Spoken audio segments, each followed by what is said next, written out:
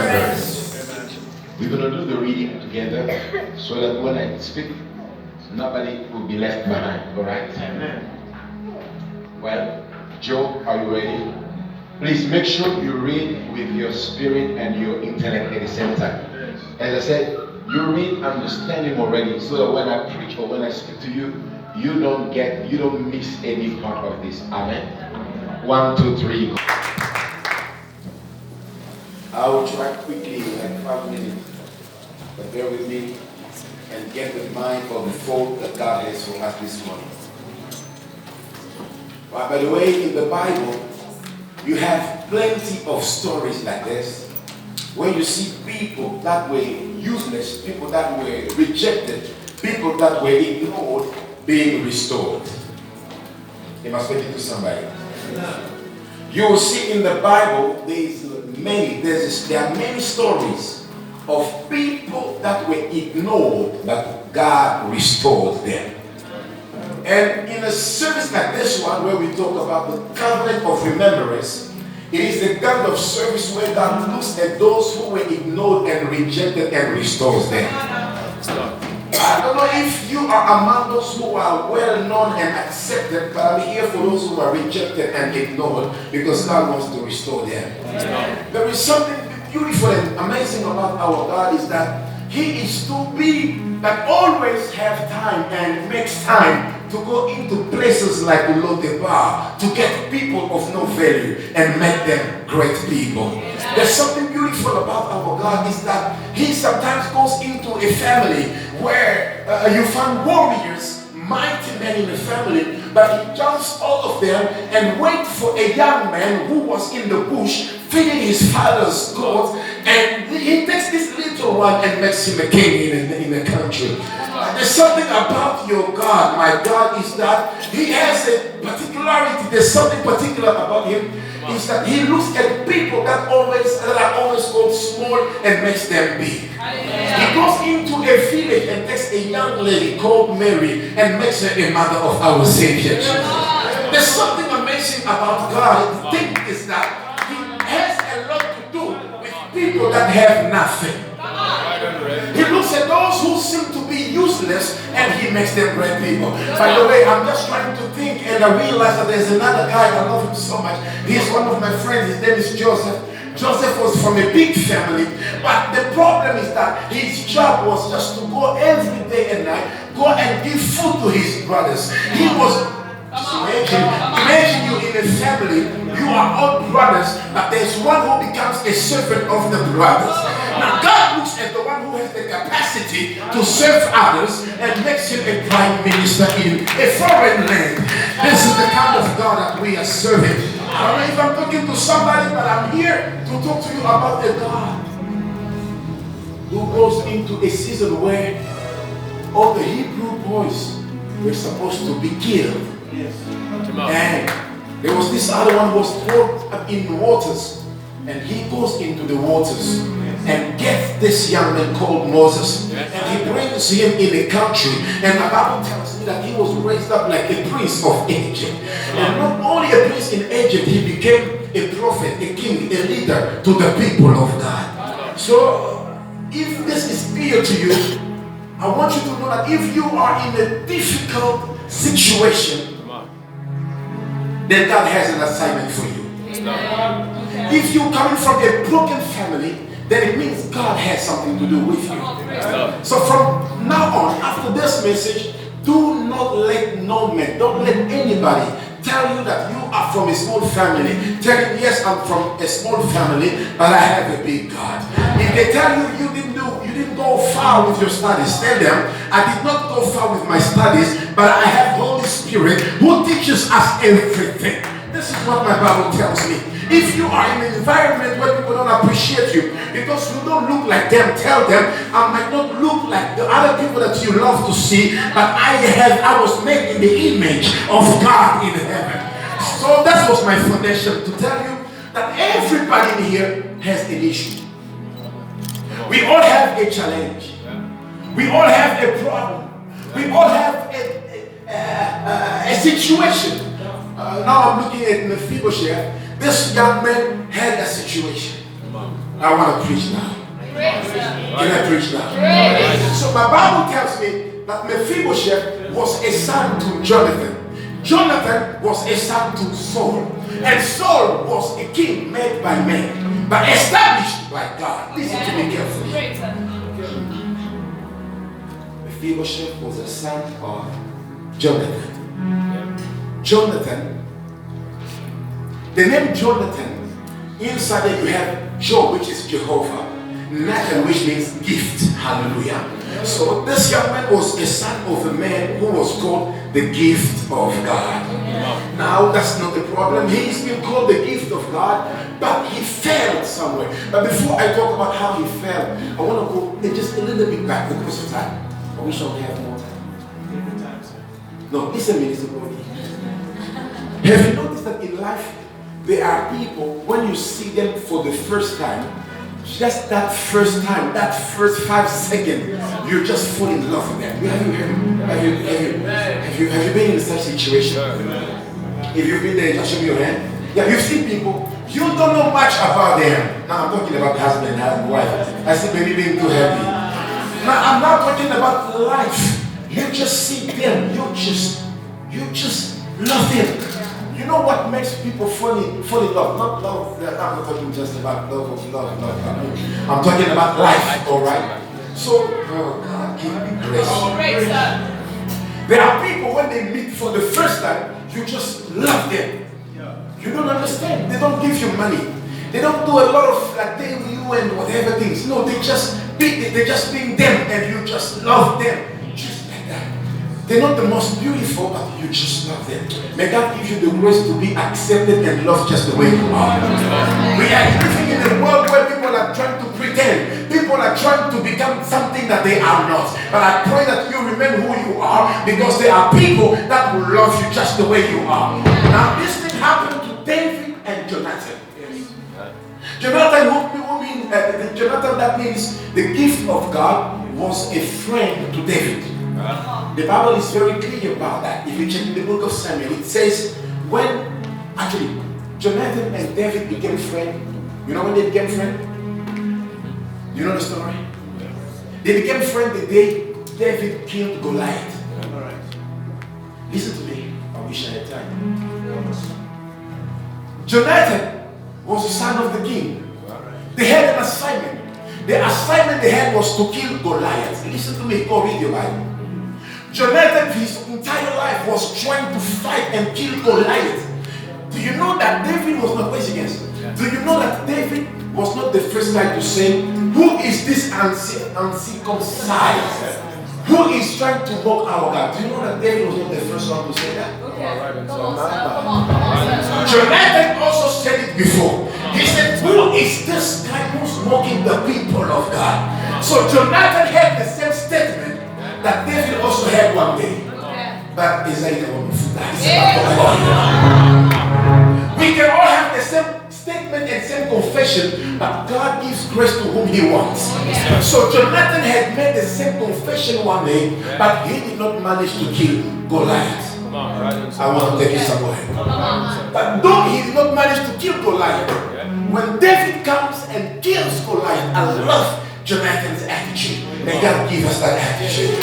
Jonathan realized that, hey, who is this guy who had the same vision that I had? Oh my God, this man also wanted to kill Goliath, who's been making the people of God suffer every day. Jonathan realized that I am not alone in this battle. I have a brother. I have a brother who thinks just like me, who sees life just like me. Jonathan did not get jealous. When Jonathan realized that David killed Goliath, Jonathan did not get jealous. My Bible tells me that he got excited. When he saw David, he got excited and he connected to David automatically. From there on, they became best friends. Look at this. The day Jonathan died, sorry, no, it's God. They had the same vision. And one day, Jonathan realized that his father, biological father, did not understand what Jonathan, understood. Listen to me carefully.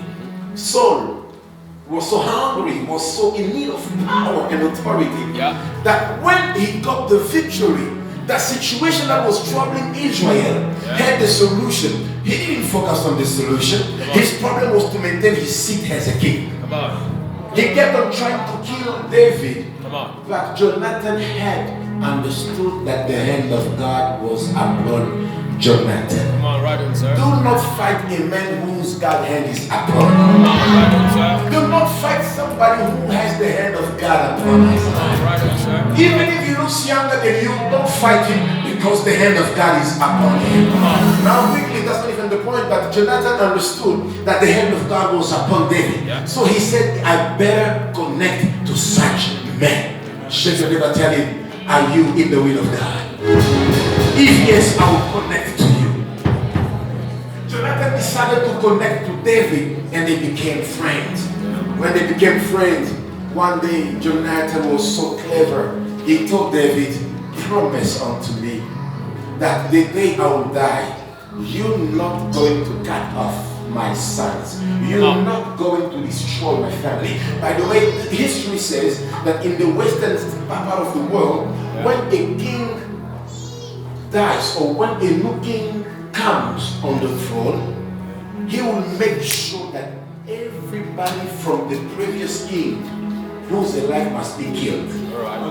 That was his only way to be safe. And know that there was no one who's going to come and say, I'm a descendant of King Saul. So whenever a new king comes, he makes sure that the previous one is killed and his family is killed. There's no trace, there's no sign of his life, there's no descendant that can appear one day and fight for that position. Oh my God. Now look at this. But when King David came, the Bible says he fought many battles and he won all of them. After winning all of them, he now remembered the promise he gave to one another, to Jonathan, before Jonathan died. Now this is the situation. Saul and his 3 sons went to war because they had to secure the power, the authority of the country. As they went to fight, the Bible says that they all died at the same time. And this news came to the house, to the palace of the king. And the Bible says that there was a nurse that was carrying the baby, and he was only 5 years old. I know I took you back into the story, but I'll talk to you just now. So the nurse was carrying the baby, and the baby was 5 years old.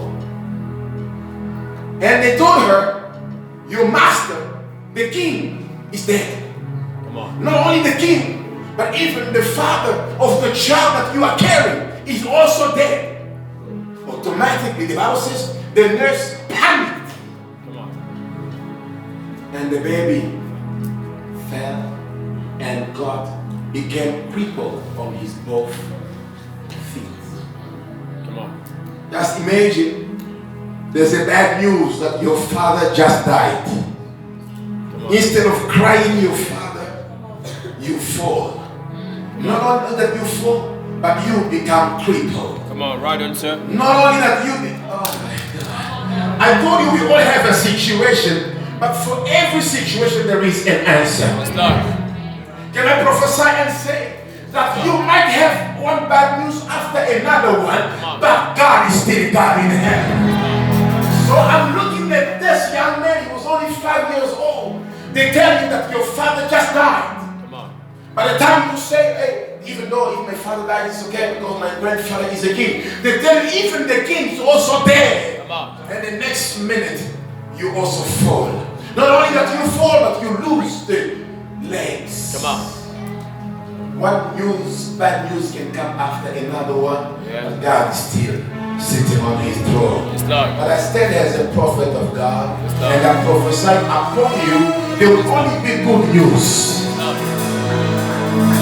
I'm opening my spirit and my mind. I speak to heaven that for you there will always be good news. said there will always be good news. There shall be no news that can trouble your life. There shall be no news that can trouble your family.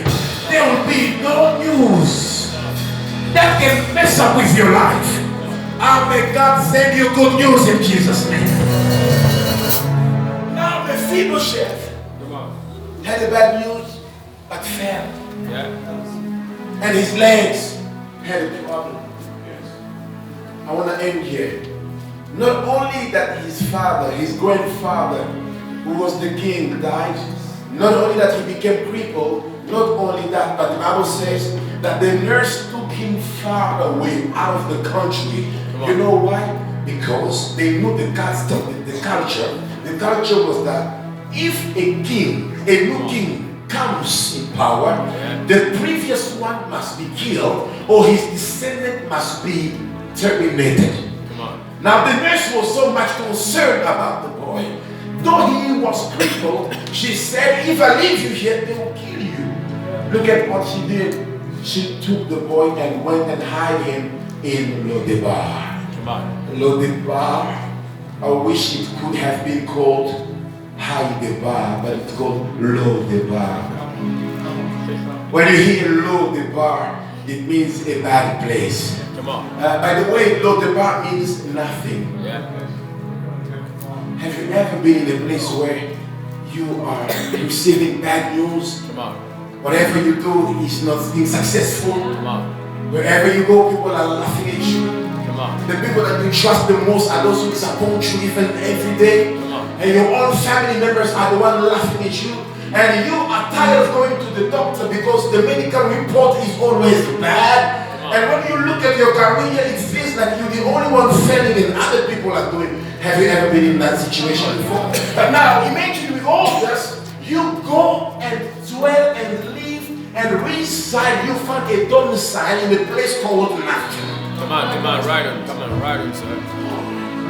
What will it be so bad for me that my family is going through something? There is death in my family. And then I fall and I lose my legs. And after losing my legs, I go live in a place called nothing. Just imagine you live in a place called nothing. But in the middle of that nothing, you are crippled. And if you are crippled, you only eat dust and dust and dust. And in such position, oh God, not only that, you still live in fear. You still live in fear because you never know which day the king might appear and say, is there anybody from the family of Saul? We must kill him. So not only that you have lost the things that made you a man, your father, your grandfather, but you also live in a place called nothing. Not only that, but you also live in fear. I have a good news for somebody. I have a good news for somebody. I have a good news for somebody.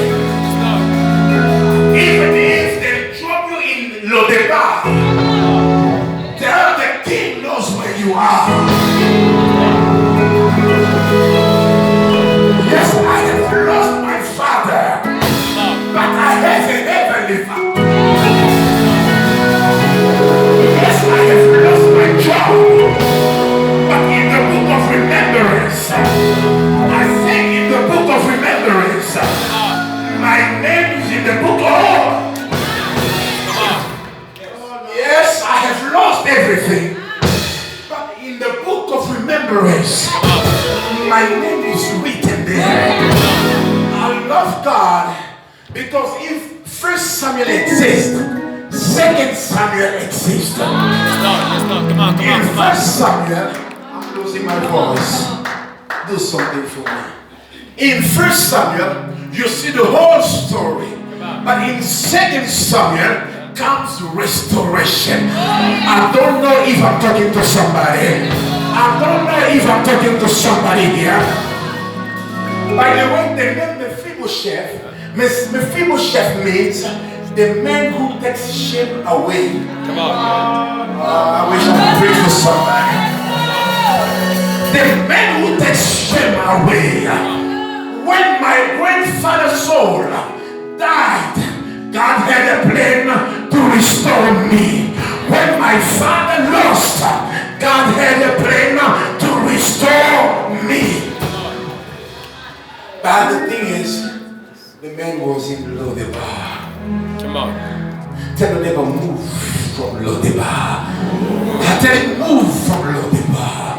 Move from that place of pain. Move from that place of bad memories. Move from that place of challenges. Move from that place of challenges. Move from that place of fear. Move from that place of questions. May God take you back to Jerusalem. This is not me, it's the word of God. It says, for the rest of his life, he lived in Jerusalem. So I said, as I started my message, that God is in the business of taking people from bad background and make them big. This God, I never seen this time, oh. This God, blessing me. This is the kind of God who takes you from that bad place and makes you sit with great men. Do you see with me that Mephibosheth was supposed to be killed? But right there in Lodebar, a good news is coming. I can imagine. Do you know that? Come on, preach, sir. Do you know that Mephibosheth also had a child? Just imagine you are crippled, but you can still have a child. Let me open the bracket there. Even if the world kills or destroys everything that might make you feel and know that you are a man, things can still happen. He was crippled, but he could still have a child. I say, even if you have to come to church limping, come to church limping, but make it to the house of the Lord. Even if in your family people don't get married, keep studying, keep serving the Lord. He will open a door for you. I want to talk to somebody. Even if you have no reason to trust God, but keep trusting God. Even if you lose that job, keep trusting God. Even if you lose that money that you invested, keep trusting God. Mephibosheth lost his legs, but he could still give birth to a child. Come on. In a place of shame. He was carried. Oh my God. Let no man mess up with your identity. In the process, Joseph, in the process of remembrance, let no man mess up with your identity. Mephibosheth was rejected, but his name meant the man who takes away shame. The man that makes sure that shame does not exist anymore. But when you look at him, his whole life looks like a shame. But the day of visitation is coming, and that is today. The day of visitation is coming, and that is today. That's what I say. The Bible says that the king sat down and said, one day is one day. Verse 1, he said, is there anyone left from the family of King Saul? This is the covenant of remembrance. I said this is the covenant of remembrance. He said, is there anyone left in the family of King Saul? Why? Because I want to show him God's kindness. Oh my God. Zamba kamisayo. Nami zamba kamisayo. Nami zamba kamisayo. May God think about you. May God remember you. May God remember you. May God remember you. People of God, do you realize this? David, if you read well, please when you go home, read the book of Samuel. I know some of you will have been 20 preachings. Listen to this. When David became a king, the Bible says that he kept on fighting day after day because he wanted to establish his kingdom. That's why there's a country in Congo where people see the president is traveling every day. People complain and they say, why is this president traveling every day? Exactly, that's what you do when you become in power. When you take over, when you are the one, you have to make sure that your borders are secured. You have to know that everything you do is safe. So the man started fighting and fighting. But after fighting, he remembered a covenant. He remembered a covenant. The covenant he had with Jonathan. That when you be a king, don't kill my family. Show them kindness, please, if you are my friend. Now I have a question. If King David, who was himself, King David, who was himself rejected, and God showed him kindness and made him a king while he was rejected by his own family, how can such man forget about others? I want to tell somebody, the situation you're going through is preparing you for the greatness that is ahead of you. When David was rejected by his family, that when the prophet came to the house, he said, bring me all your sons. They brought all the sons. He said, are these all your sons?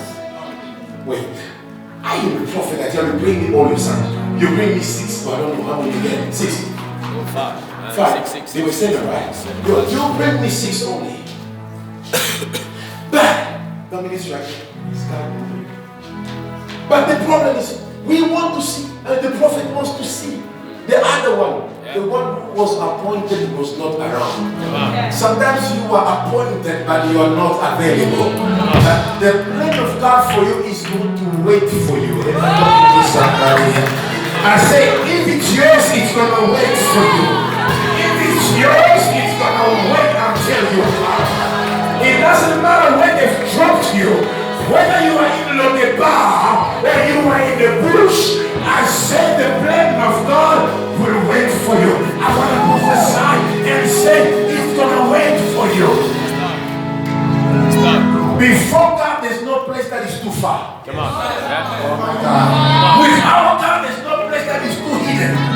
With our God, there's no place that is too dark. He can go in the bush and he will still find you there.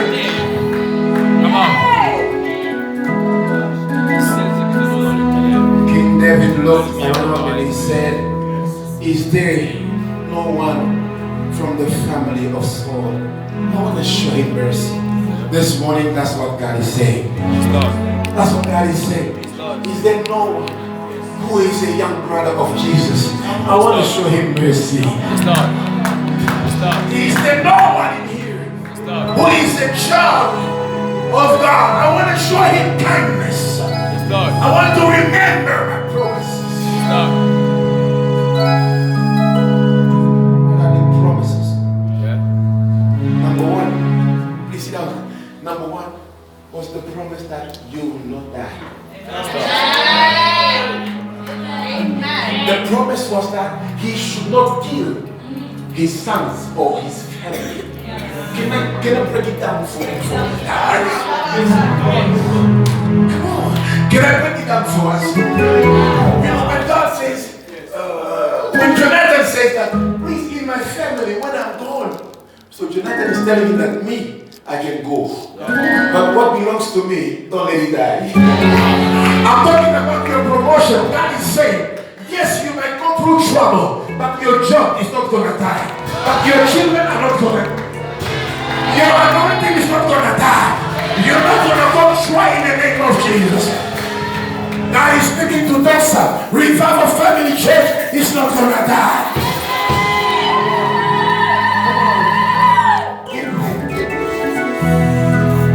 Revival Family Church is not going to die. The choir is not going to die. The finance of RFC are not going to die.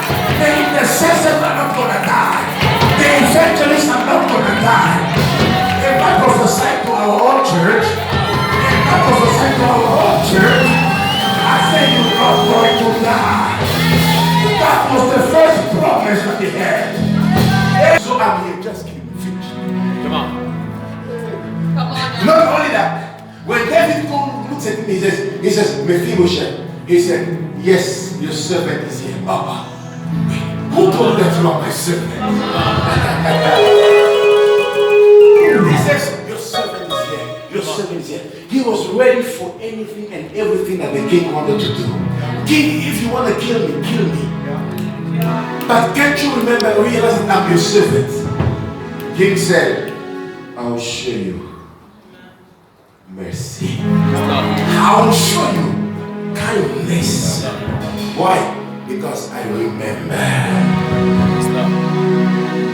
Because I remember the covenant I had. Each time that God looks at you, He remembers the covenant, the blood on the cross. Oh, I'm speaking to a revivalist here. Each time that God looks at you, He remembers the covenant He had. He remembers that on the cross, Jesus came to die for you and I. He remembers the price He paid on the cross. And He says, I cannot kill you. But what does He do? He restores him. He restores him. He even gives him all the land and all the stuff that belonged to his grandfather. Listen to this. You're not only going to inherit what belongs to your father, but even what belongs to your grandfather. This is a dimension of the kind of remembrance that I'm talking about. When God remembers you and goes into your family, begin to see, is there anything going somewhere that can belong to you? I want to give it to you. Starting from now on, you are getting out of Lodebar. You are going to sit where the king sits. The Bible says he sat at the king's table for the rest of his life. Oh, may this be your portion in Jesus' name. I said, may this be your portion in Jesus' name. May God remember you and give you an opportunity to sit with him. Shepherd Nancy, I realize why Jesus said, I'm going to the Father to do what? To prepare a seat for you. In my Father's house, there's plenty of seat, of place available. In my Father's house, there is enough place for everybody. Now you have to just come in the praises of the King. This morning, this is where I'm going to close. You have one responsibility. Your responsibility is to move from Lodebar and be in the presence of God. Your responsibility